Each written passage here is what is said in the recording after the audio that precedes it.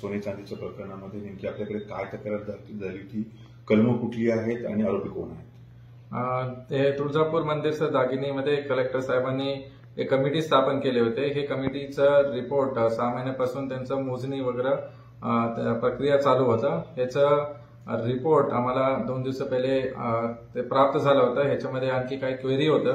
ते क्वेरी अनुसार आम्ही आणि कलेक्टर साहेबांनी ते परत चर्चा करून ह्याच्यामध्ये कोणाचं जबाबदारी होतं आणि ते दागिने ठेवण्याचं जबाबदारी कोणाकोणाचं होतं ते सगळं कमिटीने रिपोर्ट दिल्यानंतर आम्ही काल रात्री गुन्हा तुळजापूर पोलीस स्टेशनला दाखल केले. ह्याच्यामध्ये 420, 419 आणि असं वेगळं सेक्शन्स आम्ही लावून गुन्हा दाखल केले.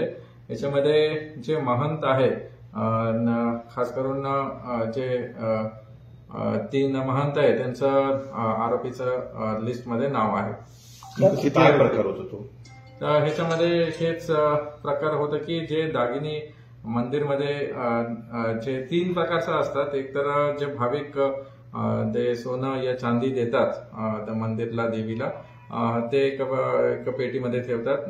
दुसरं ते दान पेटीमध्ये जे दागिने या पैसे एक्सेट्रा देतात ते एक आहे. आणि जे पारंपरिक आलेले जे दागिने आहे, देवीचे दागिने, ते एक दुसऱ्या पेटीमध्ये ठेवतात. असं वेगवेगळं पेटीमध्ये ते मोजणी झाल्यानंतर आम्हाला ते कमिटीला समजून आले की ह्याच्यामध्ये काही दागिने मिसिंग आहे. तर ते अनुसार गुन्हा दाखल आहे. ह्याच्यामध्ये किती क्वांटम मिसिंग आहे, आणखी रजिस्टर्स कोणाकोणाचं होतं आणि कोणाच्या ताब्यामध्ये होतं, हे सगळं इन्व्हेस्टिगेशनमध्ये समोर येईल. आज आम्ही SIT स्थापन करण्याचाही एक आदेश काढलेला आहे. त्याच्यामध्ये DYSP, PI आणि PSI असं 3 अधिकारी हे पूर्ण तपास हे पूर्ण करणार आहे. काही मयिक लोक आहेत असं माहिती आहे? हा, ते जे 1962 पासून हे सगळं त्यांनी रजिस्टर्स आणि दागिने बघितलेले आहे. याच्यामध्ये काही महंत जे होते ते मयत आहे आणि आणखी काय काय निष्पन्न होतील हे सगळं तपासमध्ये समोर येणार.